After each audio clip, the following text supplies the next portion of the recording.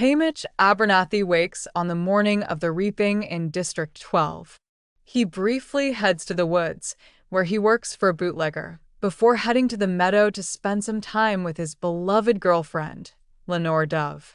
Lenore Dove asks Haymitch if he could ever imagine a future in which the sun did not rise on another reaping, the ceremony that selects tributes from each district to fight to the death in the Hunger Games. But Haymitch cannot envision a world in which the capital is not in power. Lenore Dove gives Haymitch a birthday present, a Covey-made flint striker that he can wear around his neck, before the two of them need to separate and get ready for the reaping. Haymitch goes into town, after stopping to buy gumdrops for Lenore Dove, and waits for the reaping to begin. He's nervous because, to celebrate the 50th Hunger Games, there will be double the number of tributes. Drusilla Sickle selects the girls first. Luella McCoy, a 13-year-old girl that Haymitch has been close with ever since she was born, and Maisily Donner, the most stuck-up girl in town. Next, Drusilla selects Wyatt Callow and Woodbine Chance. Woodbine attempts to run away and is immediately shot and killed. Haymitch is then selected as his replacement after he tries to protect a protesting Lenore Dove. Plutarch Heavensby, who is assigned to shoot footage of the District 12 tributes, gives Haymitch a moment to say goodbye to his family in exchange for a few reaction shots. Haymitch gives the gumdrops to Sid to give to Lenore Dove before being herded onto the train with the rest of his fellow tributes. Tensions rise on the way to the capital, as Haymitch and Luella struggle to decide whether they can trust their fellow tributes, and Maisily fights back against the capital's inhumane view of the districts. They arrive at the capital and are prepped for the parade. During the ceremony, someone throws a firework into the path of the chariots, startling the horses and causing a crash that kills Luella. Enraged, Haymitch dumps her body at the base of President Snow's mansion, remembering his father's advice to an earlier tribute to not let the Capitol paint its propaganda posters with their blood. Later, Haymitch is approached by a 12-year-old tribute from District 3 named Ampert, who tells him he is trying to put together an alliance to rival the careers, tributes from the wealthier districts who train for the games and usually win. Haymitch is then collected and brought to 12's tribute apartment, where he meets their mentors, Wyrus from District 3 and Mags from District 4, who won earlier games. The next morning, Wyrus and Mags strategize with their tributes and ask them what they want out of the games. Haymitch says he wants to end the games by proving the tributes are people, just like the capital citizens. Later, the tributes all head to the training center. Haymitch introduces Ampert to Wyatt and Maisily, and Ampert tells Haymitch his father wants to speak to him. His father, BT, is a victor from District 3 who is being forced to coach his son to the death in the games as punishment for trying to sabotage the capital's communication system. Haymitch surreptitiously asks BT how a person could break the arena. BT speaks in code, saying one only needs to disconnect a piece of a circuit to destroy the integrity of a machine.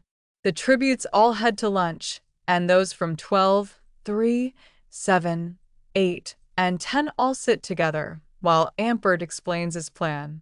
He says the careers win the games a disproportionate amount of the time, even though they only make up 1/4 of the tributes. Ampert wants the rest of the districts to team up so they can hunt the careers down instead of letting the careers hunt them. Haymitch notices the careers are bullying the injured and frail kids from 6 and invites them to join. They decide to call themselves the newcomers to show they are up to the challenge, even if they haven't spent their entire lives training for the games like the careers. Plutarch collects Haymitch and says President Snow wants to meet with him. Plutarch, Snow, and Haymitch meet in the Heavensby family manor, and Snow unsettles Haymitch with his intimate knowledge of Covey customs. He then tells Haymitch he will have to die in the arena as punishment for his stunt with Luella's body, but that the manner of his death will be determined by his behavior. He calls in a miraculously alive Luella, but Haymitch realizes she is actually some other girl, likely the child of a traitor, who's been drugged and altered to look like Luella, and that it will be his job to sell the story of her miraculous recovery. Haymitch and Luella return to the District 12 apartment. Horrified, they all agree to call her this girl Lulu. That night, Haymitch is woken by BT, who recruits him into a plot to destroy the arena. BT tells him the arena is essentially a computer, and there is an enormous water tank underneath the northern part of the arena that, if ruptured, could destroy the computer's brain. Haymitch needs to locate a mutt portal, a concealed opening that allows Game Maker-made creatures to enter the arena, climb down to the utility corridor, and use his striker to blow up the tank with Ampert's help. They return to the training center the next day, where Haymitch and Maysalee successfully convince the District 9 to join the newcomers. The four then prepare for their upcoming interviews with Caesar Flickerman. Drusilla suggests that Haymitch sell himself to the viewers as a naughty, but not a dangerous rascal. The group panics when news arrives that their stylist is bailed, but Effie Trinket, the older sister of one of the members of Haymitch's prep team, arrives and saves the day. BT finds Haymitch in the green room and quickly tells him he replaced the black cord in Ampert's token with a fuse and the sunflower tokens from 9 with explosives.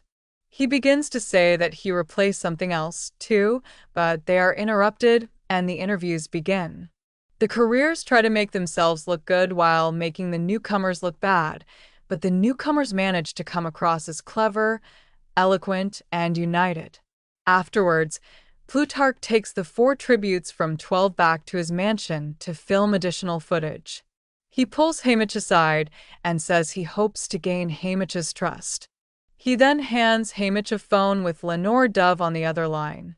Lenore Dove tells him she was arrested for singing controversial songs in public, but she is going to be released tomorrow.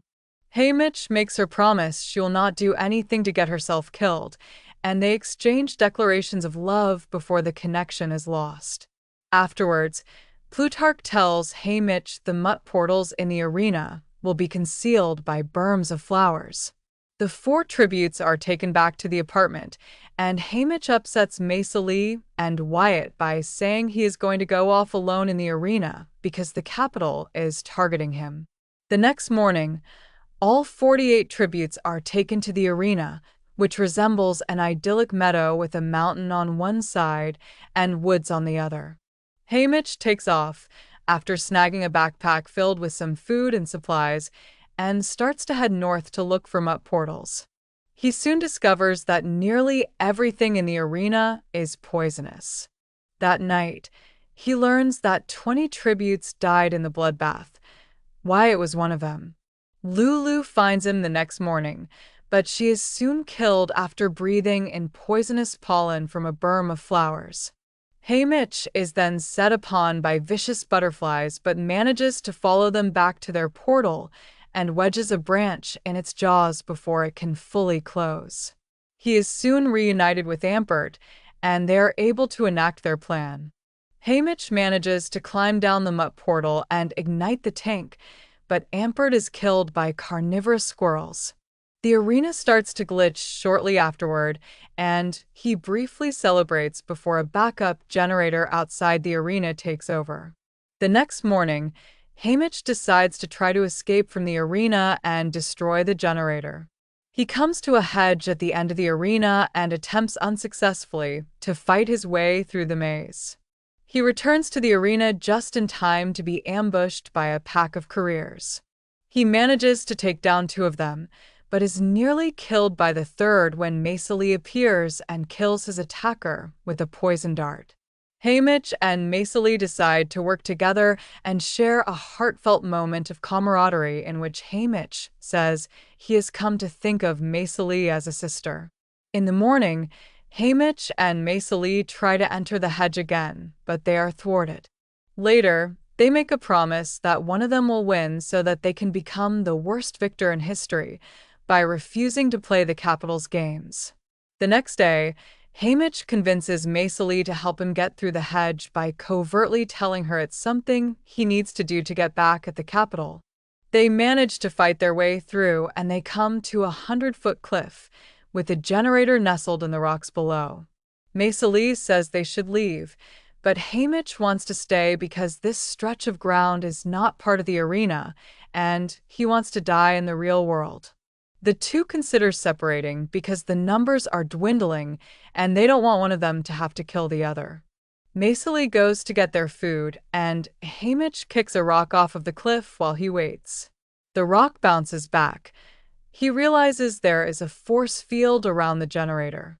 When Maisily screams, Haymitch finds her being mauled to death by birds.